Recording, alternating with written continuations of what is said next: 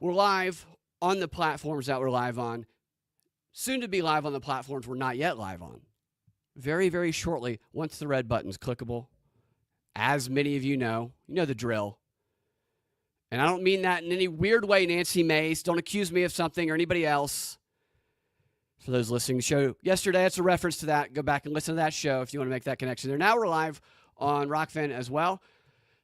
Going to be a fun show today, very insightful, excited, have a special guest. I know that a lot of you guys are excited for this guest as well.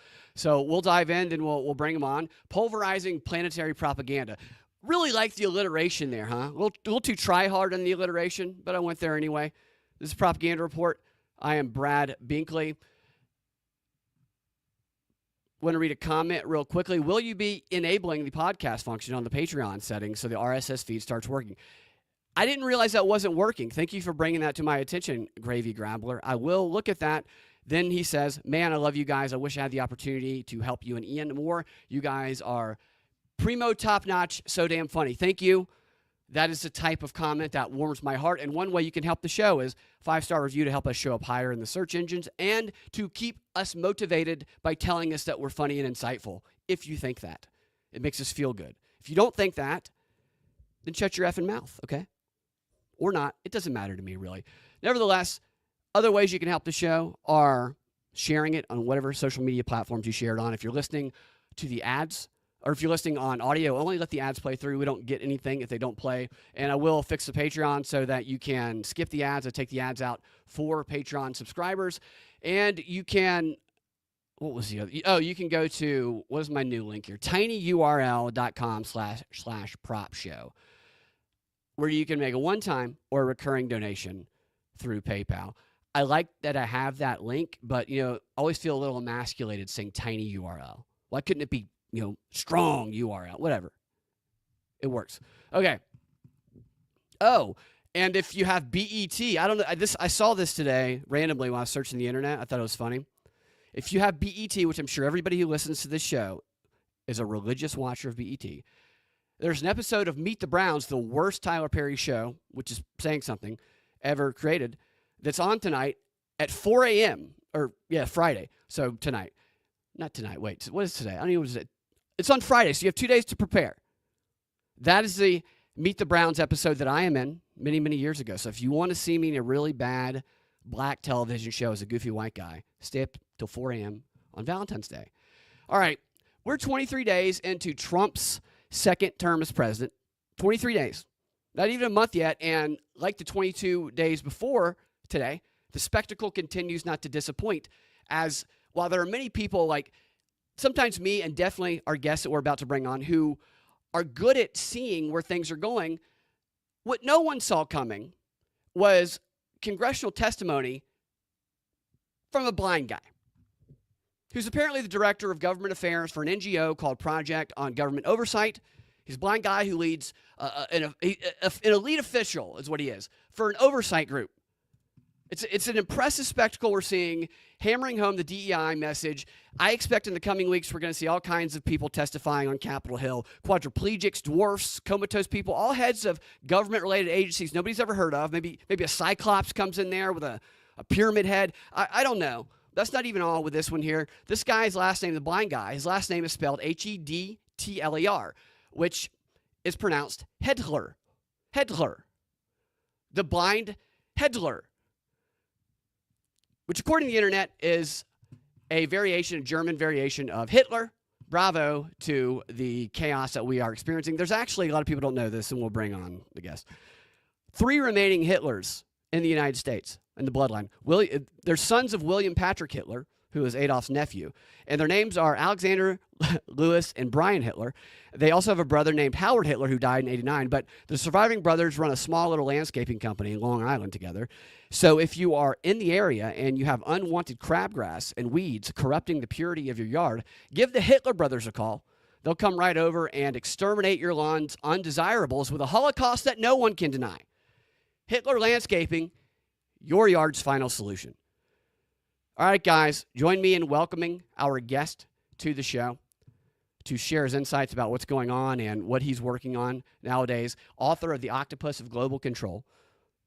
the controlled demolition of the American empire, and Hippocrazy, I might have pronounced that wrong, surviving in a world of cultural double standards, editor of the Activist Post, host of the Charlie Robinson Show on TNT Radio, as well as the Microaggressions Podcast, and the co-host of Union of the Unwanted and Day Zero Podcast. Welcome to the show, the very prolific Charlie Robinson. Charlie, first question, where do you find the time?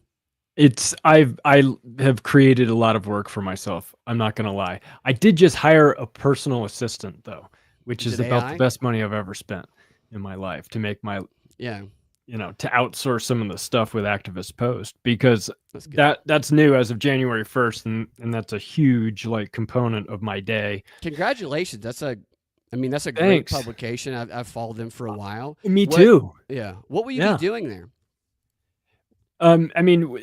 So it's crazy because, I'd been reading Activist Post for 10 years. I even did a macroaggressions episode in 21 where I mentioned people had been asking where do you go for information? And I was making a list. I was like number one on my list was Activist Post, and I'd written for them, and I had, I knew one of the owners, and, I just kind of had a casual relationship with them.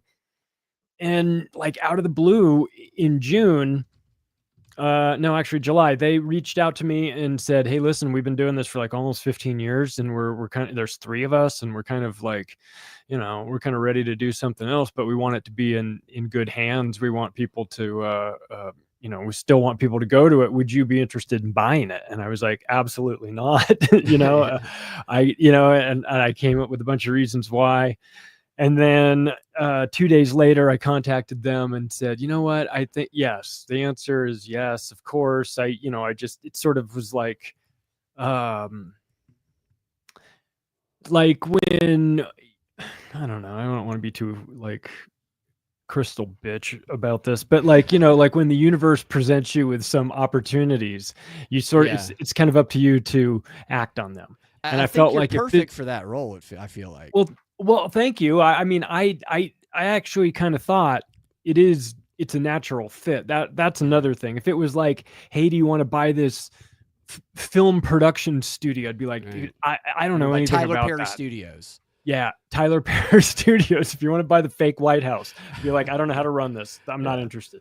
But with Activist Post, I was like, the thing about writing books is that it takes so long that in some you can't keep it as fresh as you would like it. So it's it just takes blocks of time, right? Yeah. And then podcasts fill in that gap. And then we've both done radio, and radio fills in the daily gap. And that's holy shit. You really have to be, you're just on top of all the information. Yeah. And I thought, well, this is the natural progression of it, right? Especially since I have such a good relationship with it, and I thought we can do it and do it differently, because the owners chose to remain in the shadows and not really talk about it. It just was out there. There was never any promotion behind it, except that it was just amazing on its face and people knew about it and they talked about it. But in terms of them going out and actively talking about it, it never happened. Right. So it was successful, with zero promotion.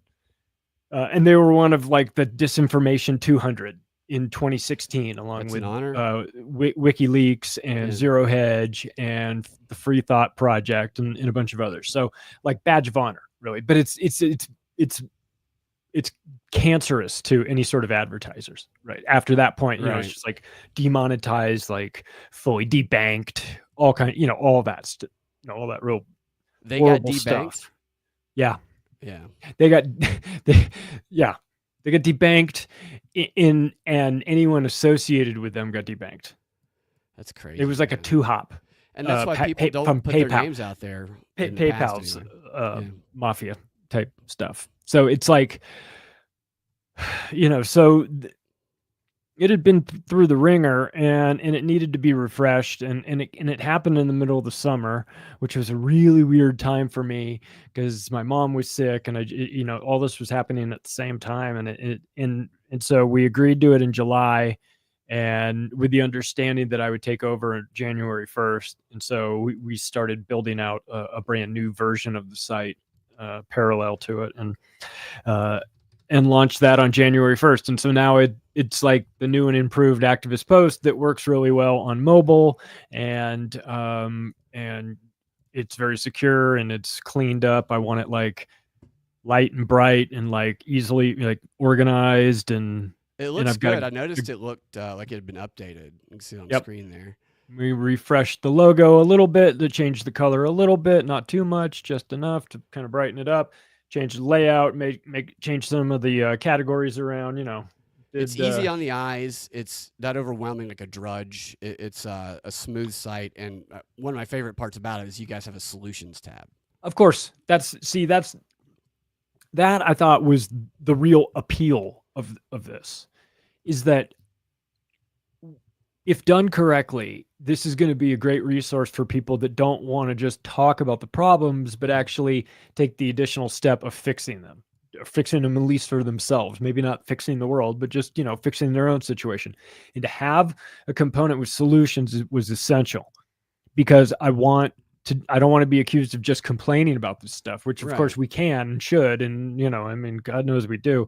But if we're not also saying, well, here's how you can do it differently, then 100%. what are we doing? Yeah, the demoralization campaign, it wants to put people, which the entire world's been subjected to for quite some time now. The black pill that people swallow is exactly the point of a demoralization campaign.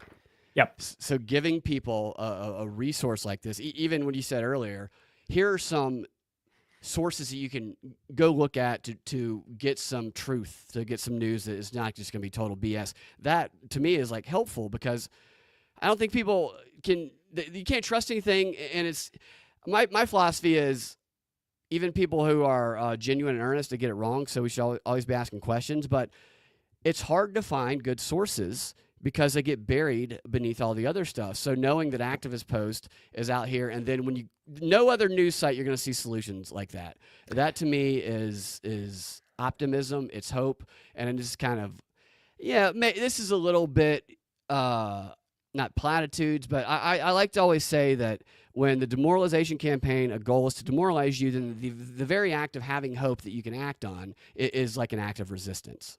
Yeah. And we saw this over COVID with masks in grocery stores and things like this. These little minor acts of rebellion are contagious, and they empower other people across the produce section to go, oh yeah, this is retarded. Why am I wearing this mask? Right. And they pull theirs off too.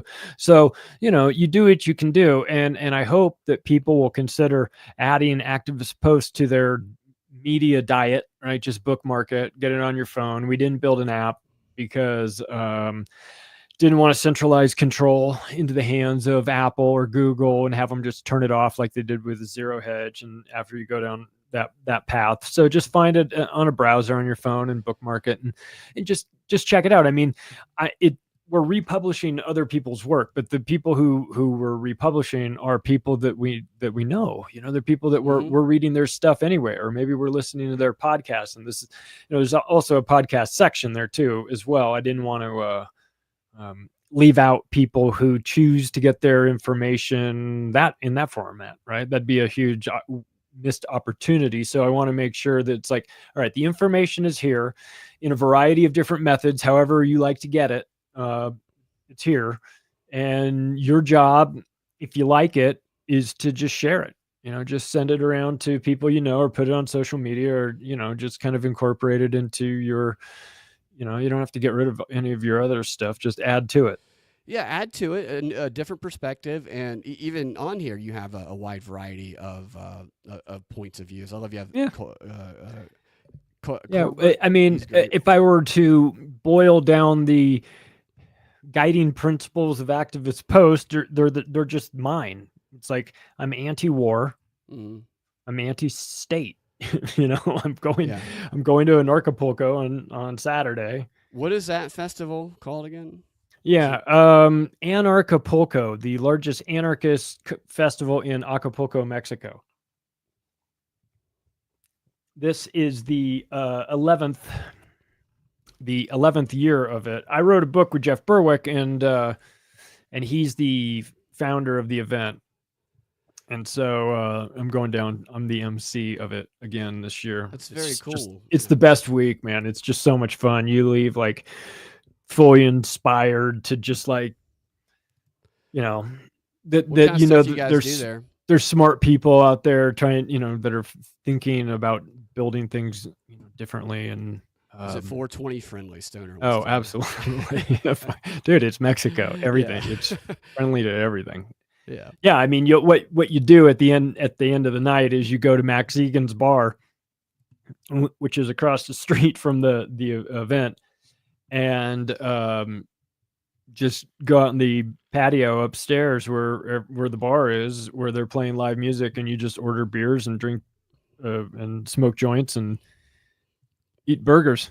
I mean, it's fantastic. Very cool, dude. And panel discussions and events and stuff. I think I saw a video of Yep. of you dancing maybe at the one last year, if I recall correctly. Oh no, that was not me. I don't think that was me. I might have been. I was. There were a couple nights I was. Yeah. But it's fun. It's a fun event. It goes on for 5 days, and they have a health and wellness component to it. They have a hard money cryptocurrency day. They have like sovereign skills. They have like ancient knowledge, like fucking ancient trees and stuff like that I'm not really normally into, but I was sitting in the audience going, this is the most interesting presentation I've ever heard. So there's a lot going on, man. It's like 5 days of nonstop, like interesting conversations. And then you can go off campus and do like psychedelic retreats and things like that. It's amazing. So there's not a lot of the racist or oppressing you. You can't do anything unless you give me power type situation going on down there, is what you're saying. Everyone is just very much into self-sufficiency down there. It's sort of a theme. It's take care of yourself, be nice to other people. I think the people that think it's they go like, oh, it's an anarchist conference, like Antifa or something, like Molotov cocktail throwing contests and like tire burning demonstrations. It's like, you'll be pretty disappointed when they take you out to the place where they let baby sea turtles out into the ocean at night, so they don't get eaten by birds, So baby sea turtles are so fascinating to me. They are born on the beach, and then like the first 7 days of their life, they have to fight through everything that's on that beach to get to the ocean just to survive. Like the first 7 days of their existence is harder than anything many humans ever experience just to live. And I'm like, that fight that they have just to make it past the first week is something I think we can all learn from. And I think it's cool that you guys do that at this event, which is promoting this self-sufficiency and independence. And like you said earlier, a bold act is contagious because sometimes you need a first mover. And the globalists, which you have studied a lot, and you study their bigger plans and dissected it, they have 100 years worth of social science experiments, over 100 years. They're ahead of the general population when it comes to understanding that. So they know these mechanisms, and they actually use that same principle of contagion against people to disempower them. And it's nice to hear someone say, you can actually use it to empower yourself and learn skill. Everybody else is doing this. I'm going to become more self-sufficient. I don't need these people. And that's the worst thing for them, is when people start realizing that all these barriers they've been told about are an illusion, and that they actually are capable of doing things that they've been told their entire lives by the public school system and the propaganda and the government that they are incapable of doing. Yeah, it's very empowering. There's a kids camp. It's called Man Camp, but the logo is like a woman, like in an apron, and the guy teaching it, I'm like, what are you teaching him? And he's like, I'm teaching him how to weld. I'm like, how old are these kids? He's like, I don't know, 11.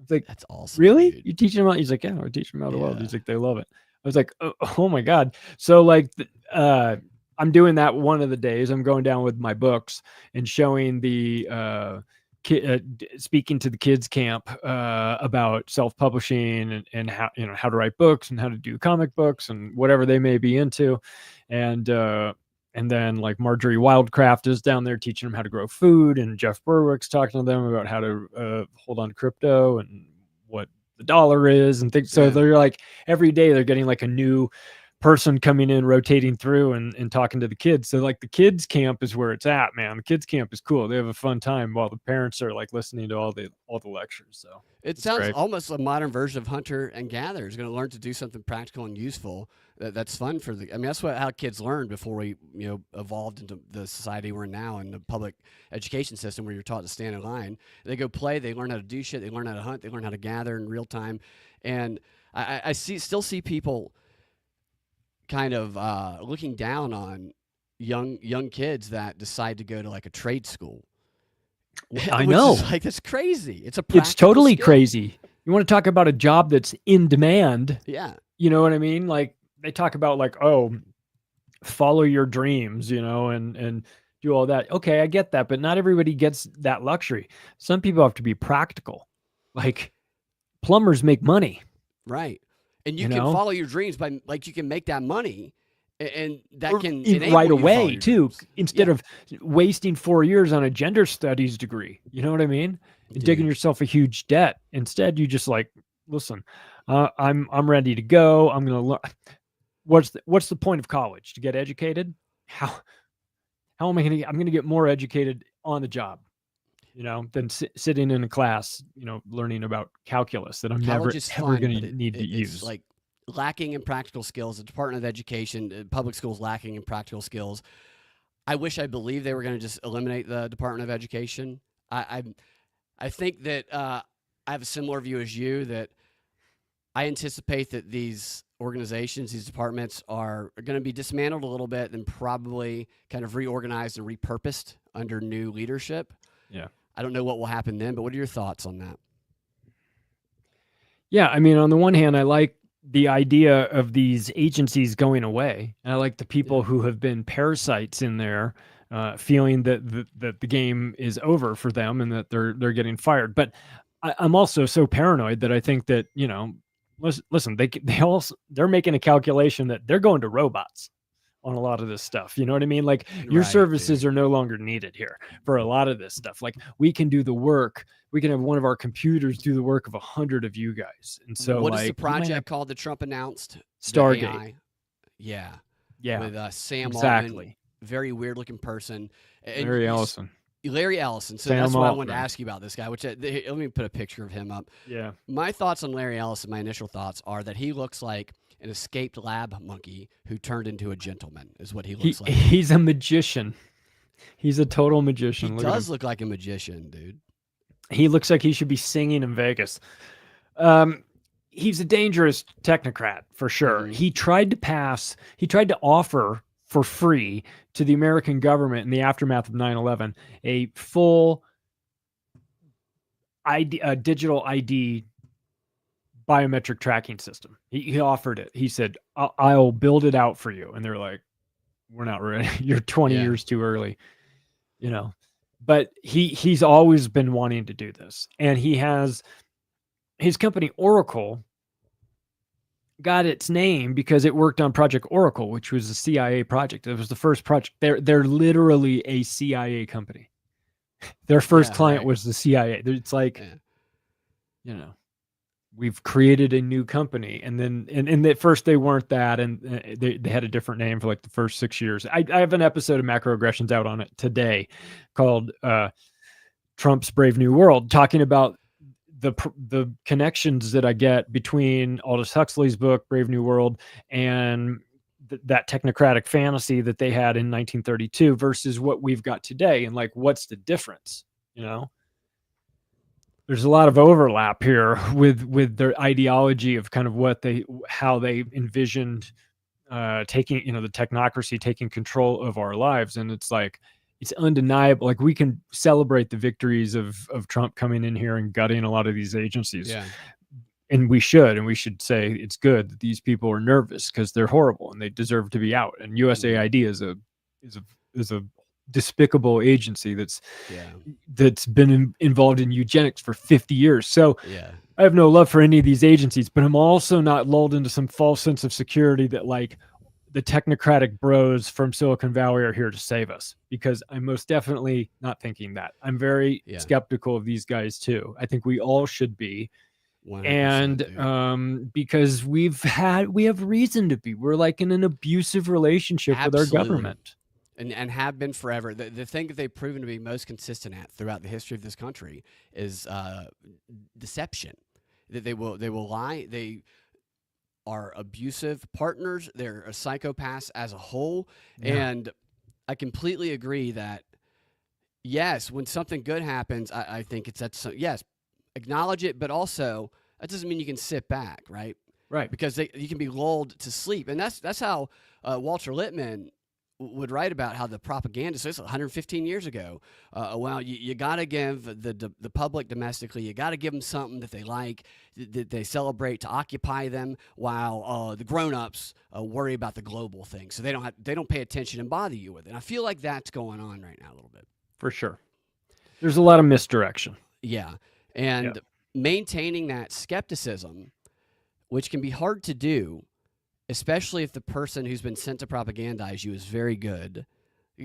The demographics, they have the demographics split up. Bernays writes about this probably in the most simple way in his books about 100 years ago, Propaganda, Crystallizing Public Opinion, that like these actors we see, AOC, Stacey Abrams, all these people, they're chosen because of their ability to communicate to certain demographics in a way where they are least likely to be questioned because of how liked they are. The persuasion model by Saladini or whatever his name is, you like, you trust, and it starts there. And our instinct is to point out all the bullshit someone's doing that we would never trust anyway. And not as much the people who we really, really like. And I think we talked about it briefly the other day. I think Trump is absolutely hilarious, but I know that if somebody's going to bamboozle me, it's going to be him because I like him. Yeah. I feel the same way. He's hilarious. He is funny. And he agitates the people that you want to be agitated. Totally. You know what I mean? When you it's undeniably, well, I know it's pro wrestling and I get all that, but you can feel the humiliation on Chuck Schumer's face, and it's delightful. Because you know he deserves it. So I like that. And I think that there's some of this is fake, and I think some of it is personal. And I think that he is a guy that gets stuff done. And even if he is, he's clearly replacing, it's like the devil you know with the devil you don't know, right? But I guess I'm glad that this is being talked about. I'm glad. I'll tell you what I'm really glad about. I'm glad that the average person who doesn't know anything about anything is talking about USAID. Yeah, that's what I'm glad. I'm glad that for once they went, wait, what is this group? I've been doing other things. It's like, this group is so diabolical, you have no idea. And they've got an almost unlimited budget, and they are the little sister to the CIA. And they've been involved in depopulating the planet for 50 years. And they are the propaganda arm of the empire. Like, you have no idea what you've turned over this rock, and there's just bugs everywhere. They're everywhere, dude. That's Samantha USAID. Powers is a witch. A complete goblin, for sure. It's crazy. But there's many others. I think you were talking about that on a show. I can't remember which one I was listening to, but yeah. Let's get all the other ones. And National Endowment for Democracy is one that should be on your list too. And they're the sister agency of USAID, also directly underneath the CIA. Yeah. So these are regime change operations. They go in there and they've got money for you if you are sympathetic to the American empire. If you're not, then they will try to buy you off. Yeah. Or if that doesn't work, or maybe just try to run propaganda, or try to finance your political opponent, or try to force you out of office, or just straight up murder you. Right. So they will regime change you. Yachts is our guy. That's a USAID guy. These are the phone calls they're having when they're regime changing and agreeing on who they're going to install as the new leader of Ukraine, or insert Central Eurasian country's name here, because there's so many of them. So whenever there's a color revolution, USAID and National Endowment for Democracy are right there. They're involved. They're the ones pulling all of it. They take the money from the US government and then they disperse it to the NGOs. And they tell the NGOs, you go do all this stuff, and if it blows back on us, we're going to say we don't know you. Yeah, well, right, and we're Like a also total you're mafia racket. philanthropic, you're aid, you're helping around the Oh, world. of course. Yeah. Yeah. Listen. Oh, you saw the acronym. Yeah. Yeah. Yeah. It's Yeah, it's in yeah, the name, aid. Yeah. we're Add an nice, S. right? And you know, they were funding the Dia app in Ukraine. Samantha Powers would go around MSNBC all the time, and her very strangely controlled spoken voice. Cass Yeah. Sustein's wife, a guy who Yeah. hates conspiracy theorists. I'm sure he does. The silver lining of this conflict in Ukraine is that it has expedited the spread of the Dia app, which is a state in an app. And Zelensky promised in 2019 to turn Ukraine into the world's first e-government, fully e-government. Now we are even closer to that, and we're going to expedite the use of this app to other countries. This is the good thing about the war. I'm like, kind of seems like that's part of the reason for the war to me.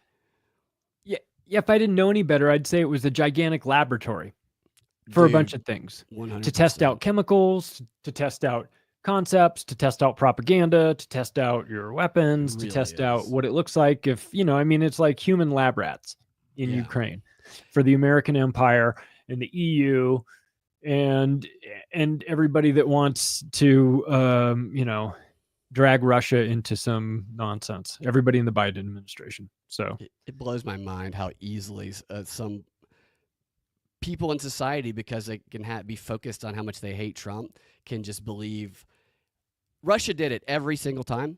I know. Every single isn't that time. amazing? Yeah, it's crazy. It's always them. A comment from Big Perm on Rockfin says, "Hey Charlie, I really want to thank you for you and the boys of the Unwanted for signing off on us using the Union of the Unknowns. That's the Union of the Unknown podcast. We'd love to have you on. A great podcast. Yeah, absolutely. Let's do it when I get back from Mexico. Yeah, of course. We don't own the names. Come on. I'm an anarchist. I don't give a shit. Totally, do what you want with it. So we support you. We're of the mind that more podcasts, the better. Have the conversations, man. People should be having conversations. Yeah, absolutely. We support you fully. Like during COVID, this wasn't USAID, I don't think. But yeah, because they're international. But there was theaters around here that got like $80,000, multiple of them, for agreeing to do pro-vaccine sketch shows. And their job was to do these sketch shows and get people signed up to take the vaccine. And I know people, I've performed at these theaters, and I know people who got money for movies, movie grants for doing, you have to have a climate change message in your movies. Like all that shit they're talking about. If you spread that propaganda, they were giving money out. It's wild. Look, I understand when you're trying to make a movie or you're trying to get your play off the ground, you do need money, and so your hands get tied in some regards. But man, I would feel so gross. Your arm gets jabbed. Wouldn't you? I just couldn't. I'd be like, I'm not doing that. It's not worth it to me. I was the people I knew. Like I knew everybody at this theater. And I'm like, you, dude, that's you are. Unless we can spoof it. It's like Colbert is what it feels like. Oh my God, yeah. He's the perfect encapsulation of that. He's completely bought. He's completely under their control. He brought Samantha Powers on the other day to talk about how great the USAID is. And I the know. whole crowd is like, yeah, there's got to be ideological screening before you go into that show. Or mandatory lobotomies. As something, man. It's just like I think he's kind of a true believer too. I think a lot of them aren't, but he seems to actually just be cucky. No, I think he's as dirty as they come. And I think that's why he's in a position of power, because he can turn on that fake charm, that serial killer charm of Stephen Colbert, where he goes out there and you just feel like just a millimeter under the skin is some sort of android. Dude, he used to be funny until he started doing full-on propaganda for the late night show. And now none of the late night shows are funny. But I think some of that's going to come back, fortunately. So that's one thing I do like about what's going on is the cultural shift a little bit. The focus on health is a good thing. Not to be cliche, saying fag and not saying that you're homophobic, because you don't call gay people that. You call your buddy who's being a fag that. That's what was understood. Yeah, you would never, ever call a retarded kid retarded to his No. face, right? That would be the No. ultimate. That'd be like the cruelest thing you could do. But if your buddy is doing something stupid, you call him a retard. It's funny. It's Absolutely. always funny. It's funnier that they didn't think it was funny, and it was more impactful. But at its core, it's about intent. And isn't it? Right. And it's always the word police that you got to keep an eye on. They're always on the wrong side of history too. They're trying to tell you what you can and can't say. Like, you should be able to say whatever you want. You are responsible for your own self and for your own reputation. If you want to go scream a hard R in the mall, you run the ramifications of doing that, right? That's on you. Yeah. But like, You're not going to get an the army idea to that follow you're you going on to that. tackle the person and take them to the police station for doing that is like, No, we're getting nowhere. People We're going aren't going to hang backward. out with you, and the social consequences of that. It's so there's a theater here in Atlanta that they do LGBTQ night. They get 5 minutes if you're LGBTQ. If you're an ally, you get 3 minutes, and you probably don't get let in the door if you're like a white cis hetero or what they call heteronormative, or something, which is I'm perfectly fine with. But it's funny to me that they don't see the irony and them openly doing that, when if it were, hey, let's have white dude hetero only night, there would be a CNN news story on it. It doesn't feel like what they want is fairness. It feels like what they want is revenge. Yeah. Like, they want that. We don't want equality for everyone. We want the larger share because we deserve it, because we haven't been getting the larger share. And it rewards outrage. Is what For kind of sure. the past 10 years. And it's not funny. If it's in the comedy scene, that's not funny. Do you really want to get that? That's where that's where like survival of the fittest comes in, right? You know, you don't want, I mean, like, I watched that, or I saw some of that Heather Gadsby, Australian female comedian. You know who I'm talking about? Yeah. She had a special, and it was like, I think it was like a Netflix special or something. Yeah. And I'm telling you, it is the worst thing I've ever seen. It is so It's hard to really watch. bad, It is so deeply unfunny. Yeah. And you just think, how does this happen? I mean, for most people, it would be like the pinnacle of their career to get a Netflix special. Like, by all accounts, I'm assuming it's very difficult to do. And they had to have watched this. How could they sit in that room and watch this pile of horse shit and think it was funny and put it on TV? And how do they still have jobs? I think unless the DEI is so skewed that they're like, completely invert find the most unfunny thing, and that's what we're going to promote. And anything that's authentically funny, bury it. We can't have that anymore. I feel like I'm going crazy sometimes. Funny is not in the evaluation. It's not at the top of the evaluation factor for that at that point in time.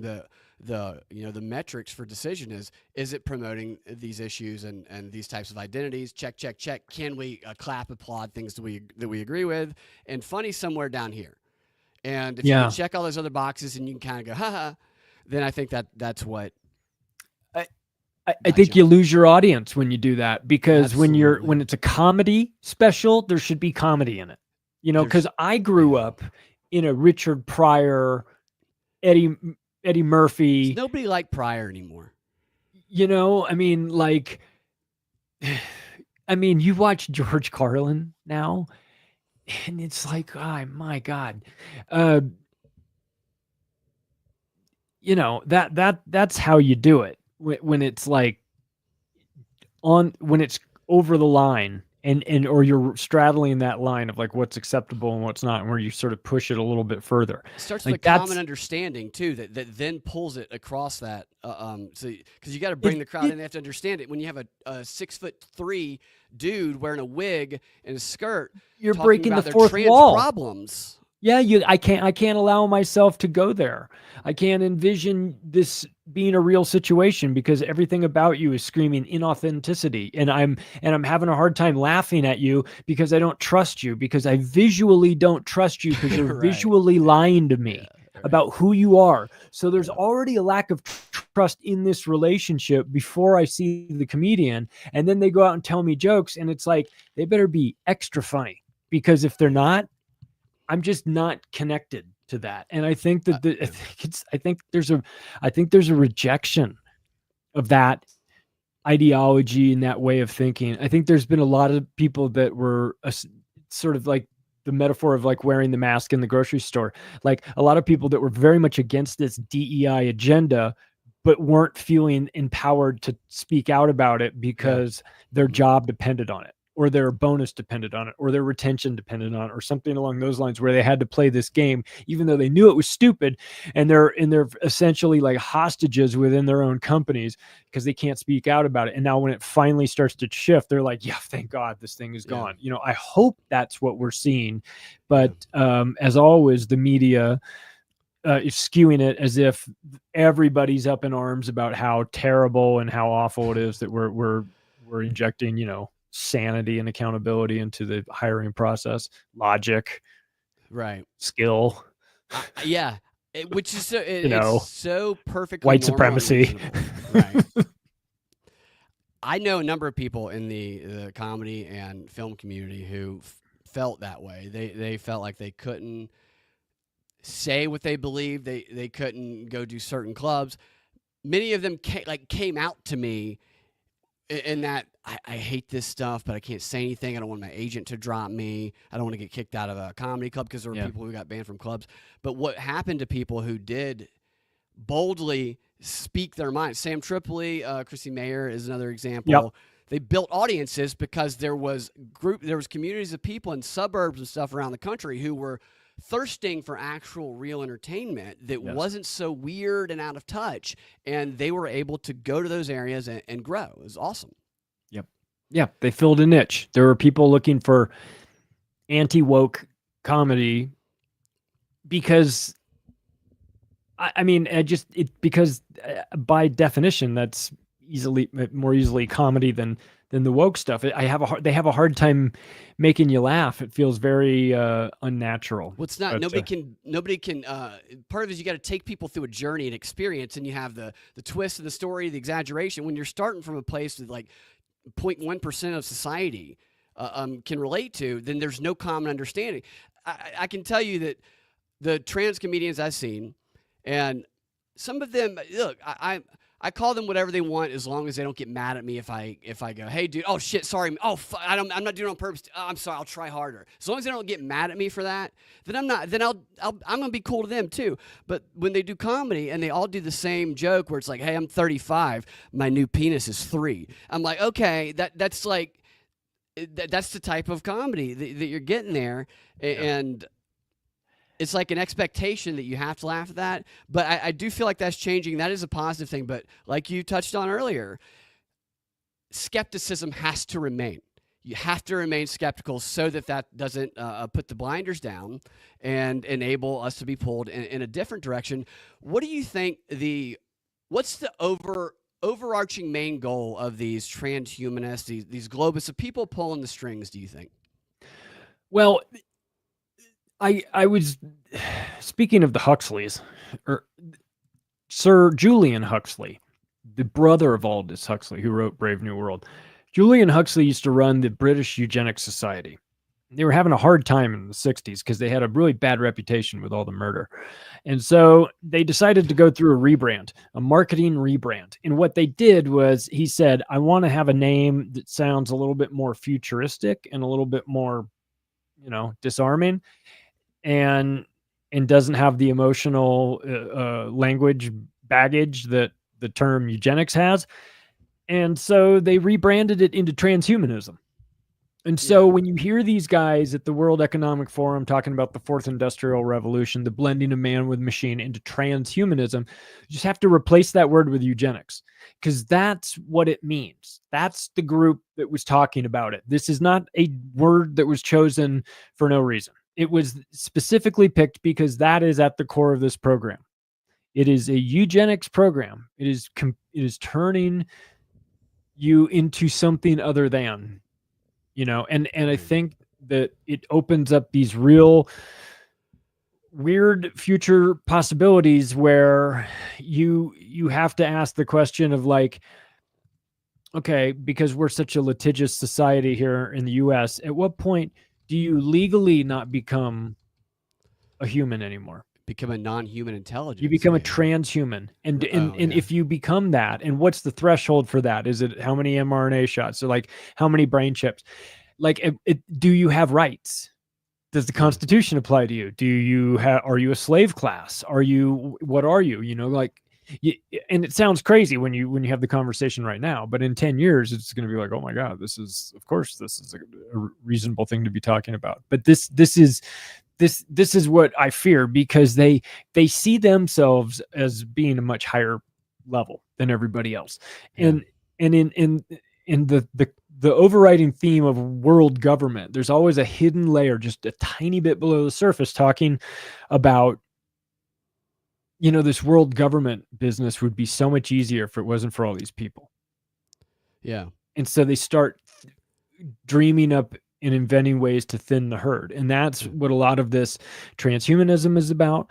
Ultimately, that's what the climate change agenda is about. Once you go deep enough, you find, oh my God, it's all these same ghouls here in this climate change grift, you know, and it's depopulation. That's the overriding theme.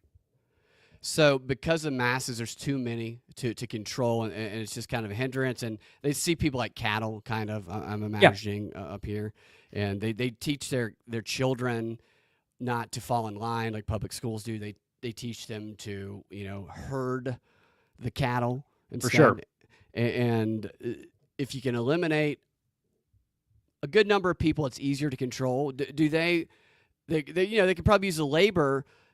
Do they want to become transhumanists? Do they want to live forever? Do they want to contact the aliens? Is there an aspect of that to any of this? Well, they want, of course. I mean, I think if you're somebody who believes that there are punishments in the afterlife for your sins, you'd probably want to live forever too if you were these people, right? Yeah. You know, they probably think that they've got something coming to them, and surprisingly, they do. They all live like a long time now. Look at that We Ellis guy. we have He's our thoughts 80. on what's behind that, right? Or like how they're actually doing it, but undeniably they live a whole lot longer. So I think they view us, well, I know they view us as replaceable.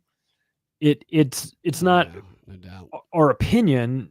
It's when you find the Kissinger memo from 74, he says that the United States policy towards the third world should be that of depopulation. And he talks about how they're going to do it with these NGOs and how they're going to use groups like USAID. And USAID was there financing these vaccine agendas, the sterilants and the tetanus vaccines with the World Health Organization as their money running through it.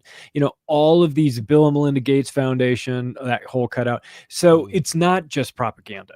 It's not just that they're financing Axios and Politico and 6,000 journalists and 90% of the Ukrainian media. They're doing all of that, and that's what they're doing. But on top of that, they are also financing and carrying out National Security Council Memorandum 200 from Kissinger that was declassified, and you can read it, and you can read the 13 countries that are on there, and USAID has been in all of them. Yeah. So it's the people think they hate them now. They don't even know half of it. Man. This is one of the grossest organizations out there. So Truly. Yeah. truly one of the octopus tentacles, truly. From your book, you talk about them in your book, and the manipulation of language too. It's like our brains are coded, and they program with language, and they change language, and they use vague language for the purpose of never. Politicians and these globalists are never very specific when they want to when they want to organize a bunch of people under one umbrella, because if they're too specific, they'll alienate people, and so they'll say words knowing that people who are listening will interpret it the way personally that they want to interpret it, and think that that is what the communicator means. The communicator just wants them to follow them. And they can't say, no, here's a concrete definition, because then they might go, oh, that's not me. And you see the changing of definitions and the manipulation of words. It's like there's a computer programmer on high who's like, I'm the linguistics guy, and I'm going to pull these people over here with this language and these people over there. Language is a good thing, but it's also like, it really bothers me when, so I have a friend, he's progressive, he's a really nice guy, but he genuinely thinks that black people need his help. And the only black people he knows are wealthy black guys who talk whiter than anybody he's ever met and grew up in very rich suburbs. Mm-hmm. I've played basketball my entire life, okay? I've known very different black people than that, and they all think the shit that he does is really gay and stupid. And they'd be like, I don't need your help, dude. But because of this, I can tell that he gets the activist emails, but he's kind of a true believer. And the other day he was having this, I'm in this group chat, and two of my friends in it they're progressive. One of them is this guy, and the other one is my friend who just likes to say things to pick fights with him, who he's kind of an in-the-closet actor, except with us, who's a right wing. But they were arguing about, they were like, what is a white nationalist? Or what, not white, what does nationalism mean? Was the argument. And my progressive friend came out with this really convoluted definition of, it's somebody who puts natural, and he wrote natural above everything. It was something that nobody who's ever called himself a nationalist has ever thought. Not one person in the world has ever had that thought that he just expressed in their mind, right? In fact, I pulled up a study and showed it to him. I was like, do most people who call themselves nationalists confuse the definition with patriotism? They don't even have and you are judging all of these people based on a convoluted definition of this word that you probably got from Rachel Maddow and condemning them for it. Yeah. And I feel like questions instead of conclusions, before conclusions, would help us all in society. Like, sometimes people are like, well, why you have to be, well, because I don't know the answer. I don't know the answer, and I'm trying to get mad at you because they just want you to agree with them. And that's why I like activist posts, and your books, I think, are very, very important.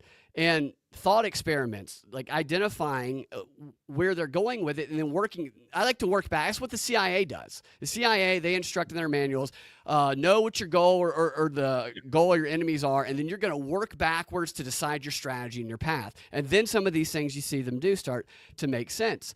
And shifting to a little bit of a different but similar subject, the mRNA stuff. What are your thoughts on this? So I have been of the opinion that the mRNA stuff, they don't care if it killed a bunch of people because we're guinea pigs, especially Israel. Netanyahu's like, I put the vaccine on a statue and then just use all my people. It's just awful. He's such a supervillain. Yeah, didn't even hide it.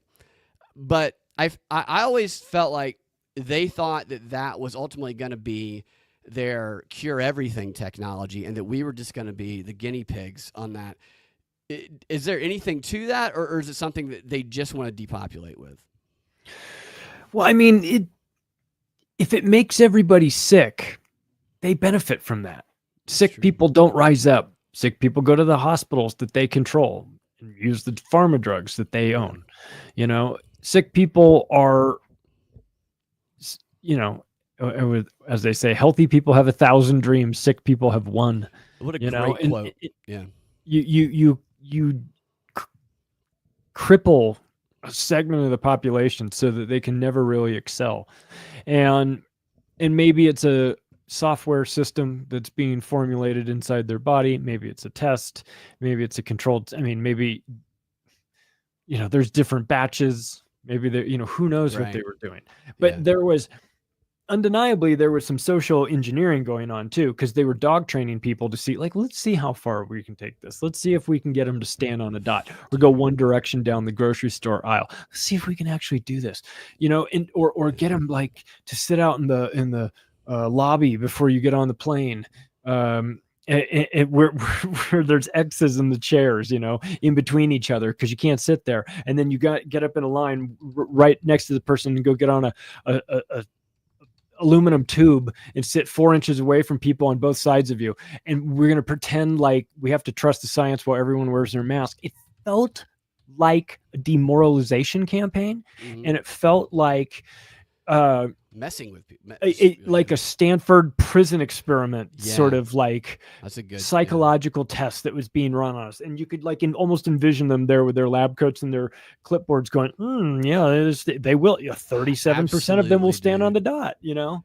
And they have these. They've already published some of these studies of the social psychological effect on this. Like that era, and this one too, in a different way. The papers that are going to come out of that, like 100 years from now, people are going to look back from that, and this is going to be a study on how you can herd people. I spent a lot of time in hospitals during that period. My mom had a rare disease. She had been in hospitals she was told she was going to die in 2 years. 19 years ago at this point, or actually it's longer than that, probably about 21 years ago. And she lived 18 years because the reason they told her that is because they just didn't know anything about it. They didn't have the answer, so they just said, well, you're probably going to die. And my dad and my mom are both very persistent and hard workers, and they do not accept that answer. And that's what I would tell people. Doctors are useful to you as far as they're useful. And then when they're not, then you go find somebody who is. And so we had to continue going to Emory 4 or 5 days a week because my mom's condition required her to have constant therapy and constant visits. And the rules were so arbitrary. They changed on a daily basis. There was times where doctors told me I was going to die because I wasn't vaccinated. When I asked very relevant questions, like my dad ended up developing a condition that was, at the time, it was identified as a rare COVID vaccine side effect. It was actually identified by them as that. And I brought the paper to one of my dad's doctor's offices. It was a terminal, it was a scarring of the lungs. And the reason I brought it is because the recommendation was don't get a booster. I told my parents, I said, let's wait a little bit on the shot, but they felt pressured to get it because they could not continue to go to my mom's appointments without it. And this doctor, when I brought a paper that described my dad exactly, and I mean, to a T, age, timeline, everything. When I said to him, is it possible this is a vaccine that caused it? He flipped out, asked me if I was vaccinated, told me I was going to die, and then said, oh, but if you have a paper, I'll look at it. And he didn't think I would, but I learned from my dad helping my mom to always do research. And so I pulled it out, and I had it highlighted, and he took it, he flipped it around, he threw it back at me, told me I was going to die again. And then we went to a different doctor who actually I was like, I know I'm not supposed to say this, but could this be the vaccine? And she actually told me, yes, it could be the vaccine. She was open to it. And this doctor that was at Emory, because the next time I came, for some reason, they asked if I was vaccinated and refused to let me in, had to come out and escort me in because of the changing arbitrary rules. Right. And we would go in there with my mom, who she was in a wheelchair and had a headband on. And they would check your temperature with one of those guns. And it was funny to me. My mom had a great sense of humor, so we could laugh about it. But they would be like, they didn't know where to scan. So they'd just stand like, 6 feet away from her and go, dude, 71 degrees, you can come in. And I'm like, isn't that a little low? It feels a little low. But you should come in faster. Right. It just makes no sense. And I went in the bathroom there one time. This stood out to me because they had changed it from the week before. And I go into this bathroom at Emory, and it says on the wall here is a big paper, wash your hands, social distance. Over here on the other side, it says, oh, wear a mask, and all these messages. And then there's a soap dispenser right in the middle of it. And on the soap dispenser, it says, out of order. I'm like, what do I do? It just made no sense. Encapsulation of America during that time, right? It's it was crazy. Just like ready, fire, aim. Everything was dumber than the thing before. You didn't know if it was the government incompetence or like authentic incompetence, which there was massive amounts of, or if that was being used as some shield or cover story for some nefarious activities going on below the surface that they wanted you to blame on just brain dead politicians. And the doctors, whatever the incentive was, and not all of them fell into that category. Like I said, you find the ones that aren't full of it. Yeah. But it's just like this one doctor my dad had gone to for some time, and my uncle developed the exact same condition as my dad. Exactly. Same timeline after the shot. Exactly. And I'm like, this kind of seems like it could be the shot. It's at least, and the best On the explanation is the shot. There's no other explanation with as much evidence than the shot, and a logical situation would say, oh, well, this should definitely be looked into. But instead, because of the conditions of social engineering, the response was, you're going to die. Says a lot. It's wild, dude. I learned something that was staggering to me. And, we've heard recently that RFK Jr. wants to ban the advertising on television of pharmaceutical companies, which I think would be a good idea, since we and New Zealand are the only two countries crazy enough to do that. But we are, and it should go away.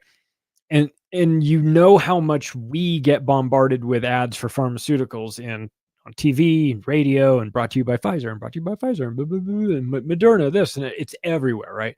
But you take all that ad spending, add it up, multiply it by 7, and that's the amount of money that Big Pharma spends advertising direct to doctors. And that is why they're so brainwashed. Okay. Yeah. Yeah. Yeah. It's a good thing that people are learning more about that. Definitely. Did you see the Pfizer Super Bowl ad? I did. It was I halfway through, I couldn't tell if it was. I turned to my wife. I go, please tell me this is not a Pfizer ad. She goes, oh, it is. It's so angering because it was such a heartwarming ad until the very bastards. End. I just convicted felons. Every one of the big pharma companies are convicted felons. Nobody actually goes to prison. No. They just shake down, for like the tip out. Whatever the fine is. What did I do? Give me a pardon. We pulled in $10 billion. We paid a $700 million fine. Yeah. Yeah, dude. Cost of doing business. So with all the things to continue to pay attention, I've been calling it the Trump seesaw. He does a little bit here, the people celebrate and like. Then he does a little bit here, the people hate. The people who support him. A little bit here they like, and a little bit here that he hates, and then a little bit here so they kind of don't think about Israel and Gaza and all that, and then Yahoo. And then a little bit they like, and I think we're going to continue to see that. What are your expectations moving forward? It's going to be a very chaotic 4 years, I think. My expectations is that the whipsaw effect of it being so woke and so dumb, and that snapping back into the Trumpians, the right, just openly supporting any sort of crazy lunatic policy he pushes just because it's his. I think that's as dangerous as the leftists that followed the Biden administration. Everything that they did was stunning and brave, and every 150 genders is totally cool, and third bathrooms in California is completely reasonable. Yeah. And so now maybe the overcorrection. I mean, it's hard to get get mad about an overcorrection too, because like you see how crazy it was, and you're like, that is just so incompatible with logic and reason and sanity, and like we can't, and it's so unsustainable. You can't do this for long. So it's tempting to want to go like, hey, just whatever you need to do, clean up this mess, like get rid of all these people, do whatever you need to do. It's tempting to want to do that. But you have to resist, because these people, once they get the power, they're no better. Yeah. It's just a different flavor. It's like technocracy instead of like transnocracy or something. Right. So they use all this propaganda that makes you want to do something that just feels so, so good. It's just so good to just, F them and just subvert your critical thinking. Resist that urge to just want to own the libs and just want to be. I see people sometimes celebrating things too prematurely and kind of, I don't mean to rain on their parade. I'm like, yeah, that's good, but also don't be like them, because then you'll be baited. You'll be pulled around by the nose just like they will, and you'll be bamboozled.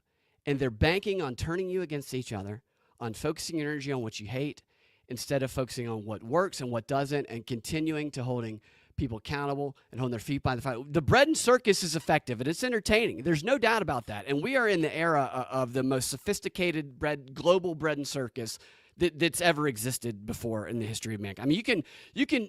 Edward Bernays said 100 years ago in his book, he was saying movies. He was just jizzing all over himself about the rise of cinema, because he said something like, it'll be like you're in a room with one person and you whisper into their ear, but you speak to the entire planet.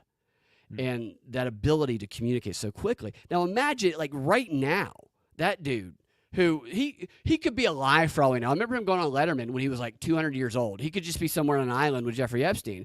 But that level of just instantaneous communication is powerful. I will give a quick plug to Slow News Day. Steve says, "Are you queers going to be in the Third Eye, Nashville? The the carnival." What was that? My mind is shorting out on the exact title of the carnival. Third Eye Festival. Oh, that's it right there. He in said it. Nashville. I'm retarded. Third Eye Festival in Ted. Yeah. Now, I'm looking forward to that. It's going to be fun. It's going to be fun. We did it in Pueblo last year, and actually the year before that, and it's a great time.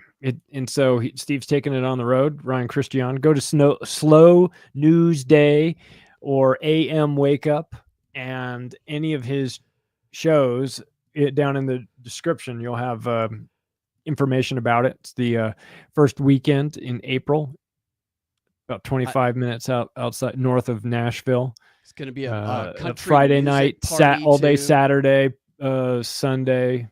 Cowboy church is what they call it. I don't know what that is. I sounds interesting. Love that shit, dude. Like that is like right. I don't even know what it is, but I guess like you don't even have to tell. I hear Cowboy Carnival, and I imagine what I think will. So when I start drinking a little, I start to get real redneck. Oh, nice. And so I'm like a redneck at heart. And these live events are important. You know what I mean? Yeah, dude.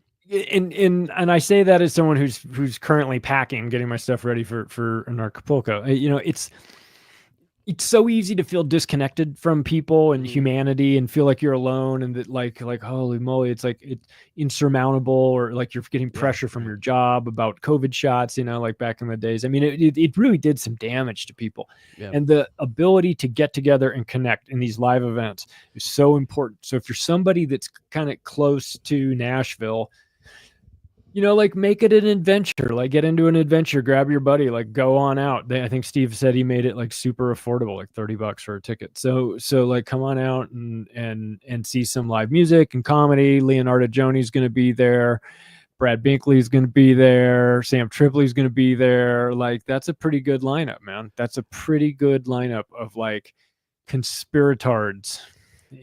I love stuff like so last year, I started going to a bunch of events. The Libertarian Convention, I moderated the debate here, Libertarian debate here. I went to the Bitcoin conference. I just want to get out and talk to people because I, like you said, been kind of behind a screen. And finally meeting some of the people I talked to behind the screen. I'm looking forward to meeting a bunch of you guys in person that we've talked to for years now. But like it was very rewarding. And I used to do shows, improv, stand-up type stuff 6 nights a week years ago.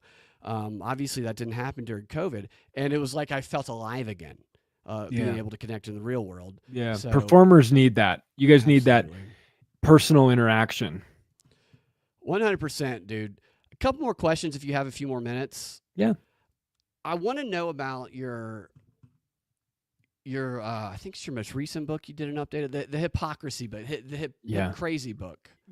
Hypocrisy, surviving in a world of cultural double standards. It's the second edition, just came out, new cover, tightened it up a little bit. Audiobook from the Grimerica guys. They did the audiobook on it, so cool. as well as the Octopus of Global Control audiobook. Each one of them did. Darren did one, Graham did the other.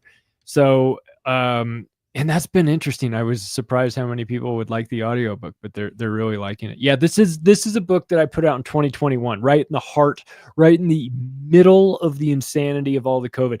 And it was you just found this common denominator I was seeing with society was just like rampant hypocrisy in everything. Like say one thing and do a complete opposite, you know, say that this shot's safe and effective, you know, when you know it's not. The silencing of people, the sort of mental gymnastics that people were using to convince themselves themselves of absurdities, the lengths that the media is going to with Bill de Blasio eating a cheeseburger and all this stuff. And you're just like, God, you guys are all just such a bunch of liars, you know? And so so the tone is fun, you know, like it's it's frustrating funny. You know what I mean? It's funny. You're like laughing at the absurdity of it all, but I had to put 400 footnotes in it because because otherwise you just would think that, oh, you're just making this up. I mean, those like are the best books, dude. When they have the foot, so Porter Sargent, I was telling you about before the show, that 700-page Guinness, and he footnotes everything, man, and that's one of the reasons I love it. That's awesome. I mean, like and the reason why I was so diligent about it was because I was like, if I don't, people are going to think I'm making this up about, you know, like getting a ticket for collecting rainwater on your roof in Oregon and stuff like that. You know, it's like, no, it's real. This is a real thing that's happening. You can go look at the story and you're like, oh my God, this is crazy. So like, for me, it was like, no, I'm not saying it. It's real. This is what's going on. And so here I'm showing my work. And I think people, you know, you know this from the comedy world. It's like some topics you need the lube of comedy. Mm-hmm. Absolutely. So you don't just jam it in somebody. You know what I mean? Like the comedy lube allows someone to let their guard down just for a moment to maybe just sort of like get the information in a different manner, that allows them to process it in a way that doesn't feel like you're forcing it on them, but you're inviting them to laugh at it too. They're not defensive in the way, you know, I guess they're defensive in the way they communicate, but doing that is just like, let's have some fun, talk about it. Yeah. So like the importance of comedy also, like, let's be honest, like some of it, like you have to laugh to keep from crying, you know, like some of the stuff in the Octopus book is like dark humor, but it's like, man, it's dark because we're talking about depopulation, but you have to sort of laugh at the preposterous nature of the fact that these people actually think that they're going to exterminate large percentage of the population, that they feel comfortable talking about it. Like, oh my God, like this feels like you're reading the inner workings of like the mind of a serial killer, but it's like your prime minister. Right. I mean, they need to see him as a serial killer though. And I agree. So all these subjects are they're very dark. They're very heavy, but my philosophy is that I try not to take myself too seriously in discussing them. For sure. Because I think that it can really, the tone of that can make people feel overwhelmed. But I feel like taking it light and mocking it, I feel like it's empowering. And like you said, it's disarming. Yeah. But if you can make fun of these people who think they're just going to dominate the world, then it's like they can't dominate you unless you allow them to dominate you.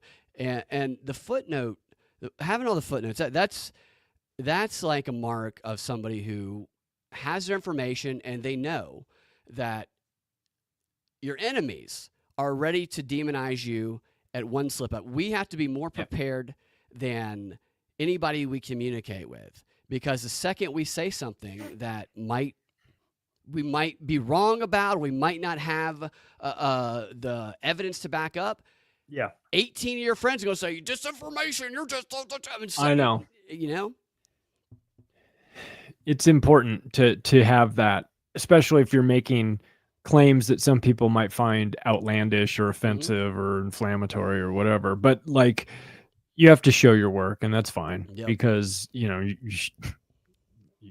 you shouldn't be bullshitting people. Obviously, right. It's not absolutely. It's not grifters, good, dude. Like, I get so angry. You don't need to.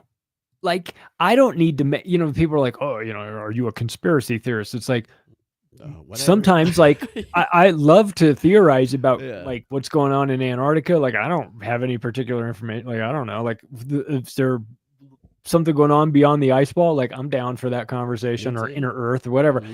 But like, I would consider myself to be a conspiracy analyst, where I'm not theorizing necessarily about conspiracies that may or may not exist. I'm analyzing actual ones that most definitely do, and we can prove it and document it and footnote it and do all that stuff, right? So there's a difference.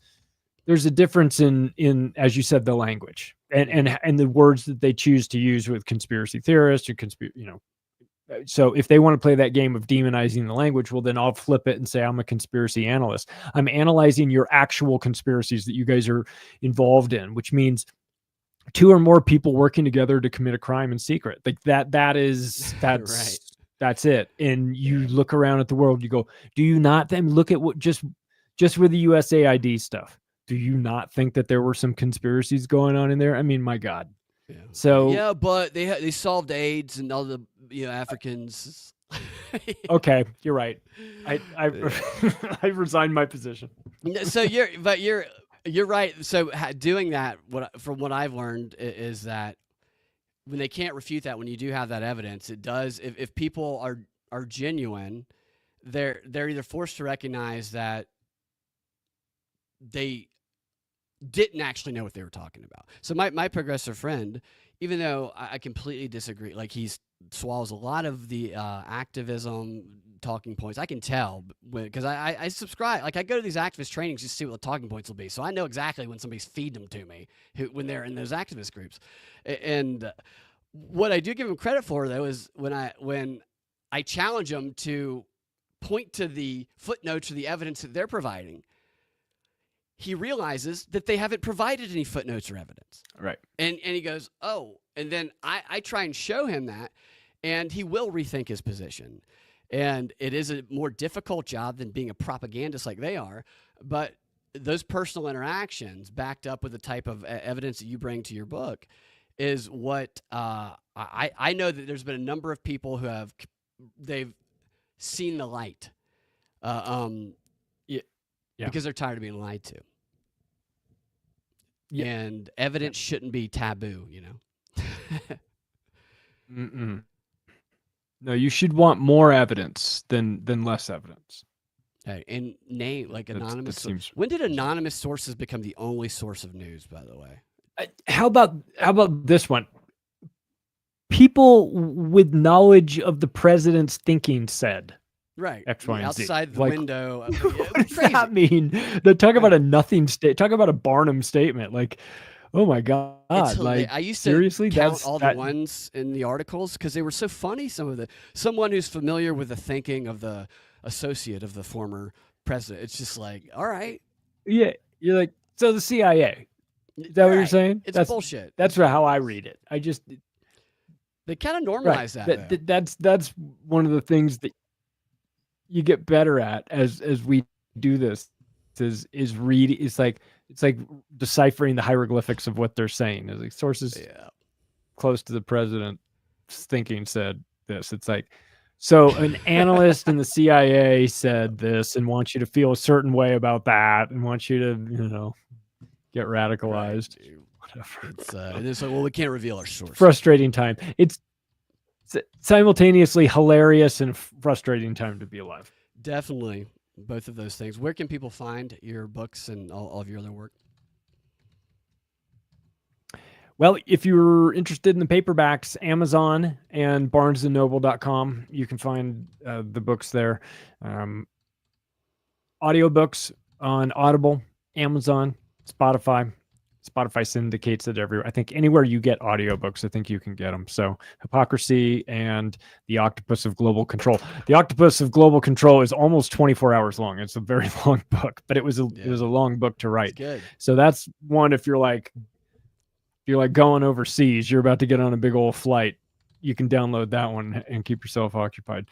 Macroaggressions.io is the website. You can find everything there. I hope people will consider Activist Post. I hope they will add that and bookmark it and check it out and get their news there and share it with their friends and people who they think might be interested in it, because it's just nice to have this as another platform for us to reach out to people who, I think there's a lot of free agents out there, a lot of media free agent people who are like, I'm done with the mainstream. These people are lying to me about everything. Even I see it now, and I need information. I want information, but I don't want it to be like crazy biased. So like, hey, for those of you looking, like activistpost.com, naturalblaze.com for alternative health.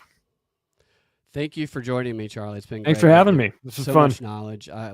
Another show. I want to pick your brain about how you're able to what your writing process and stuff is, because Oh yeah, writing a book absolutely. is so hard, and to be able to produce so many that are so good, Yeah, I I'd love to admire talk that. to you about that because I definitely have a very weird process for doing it.